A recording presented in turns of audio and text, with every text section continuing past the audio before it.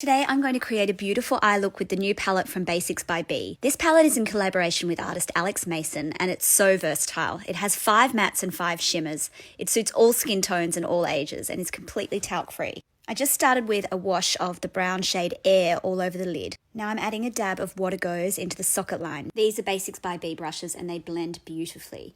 I'm using a flat brush here to use the same colour under my lower lash line. This creates a little bit of drama and smokiness. And then I'm using my finger to apply Hyams, it's the shimmer, to my lid. And that just gives depth. And I'm also going to add a little bit of Bells, which is a gold highlighter on the inner corners. And this is the Basics by B Lash Lifting Drama Mascara. It's a tubing mascara. And it's got this little ball on the end that you can tease the lashes out with, which is amazing.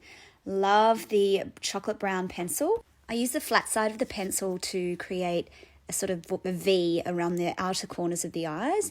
And then I use a brush just to smudge that out a little bit. Finishing touches. I was excited to try the new liquid blush and contour in Palm Beach. It blends beautifully.